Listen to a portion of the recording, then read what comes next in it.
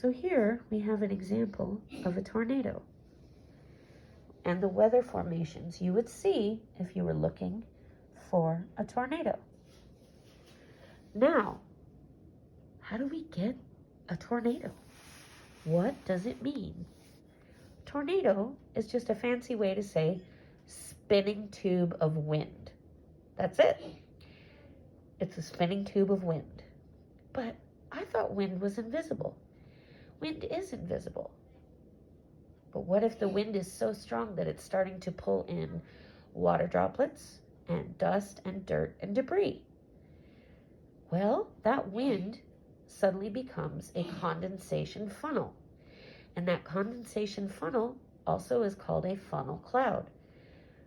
When it touches the ground, it becomes what we call a tornado. And all that is a fancy word for spinning tower of wind full of dust, dirt, and debris. That's it. Okay?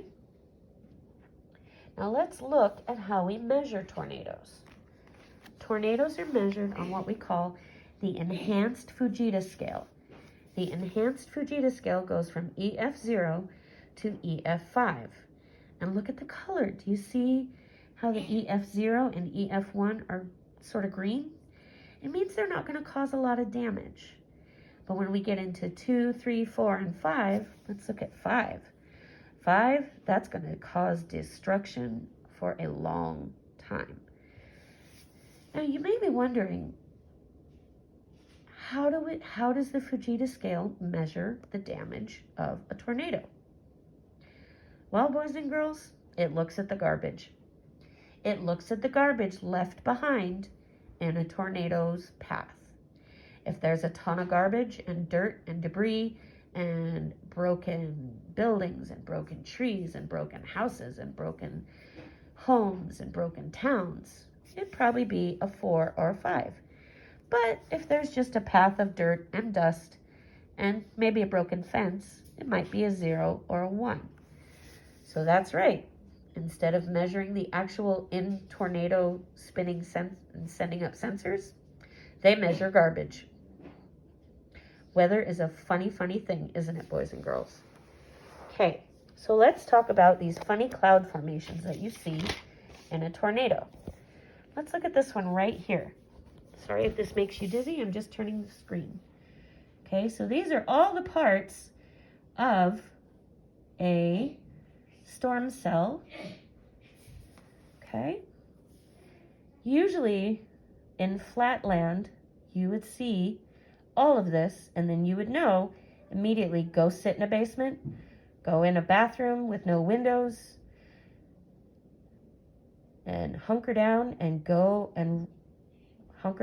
stay calm. So what we have here is a cumulonimbus cloud, otherwise called a storm cell or an anvil cloud. Usually when you see these, you know there's probably thunderstorms a brewing. Look at this. We have what we call a flanking line or a rear flank downdraft. Do you see how it's brighter at the end, boys and girls?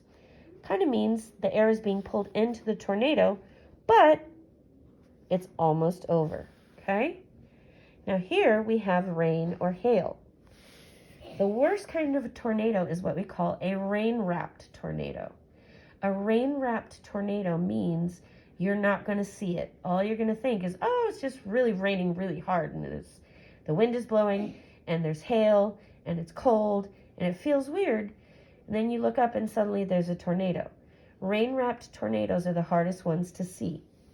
Now let's look at these other pictures. This picture right here is a clear picture of a tornado. The tornado is pulling in air with this inflow band. See? See, follow the arrow. It's the inflow band. There's the tornado, and there's the very end. Okay? And this is what you might see if you get to here, the air is calming down, and you might be okay.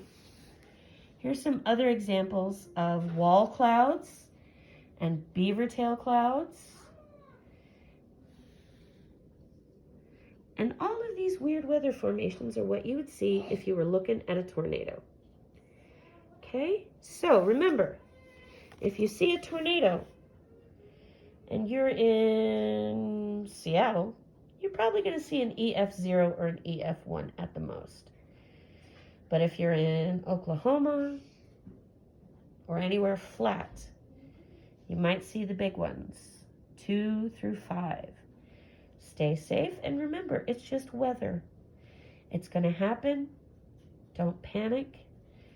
Go to your basement, and if you don't have a basement, go in the bathroom. And think about the Fujita scale. If you want to laugh, think about it. All they measure is garbage. They measure the garbage left behind. And that's all. All right, boys and girls. Tomorrow we're going to talk about earthquakes.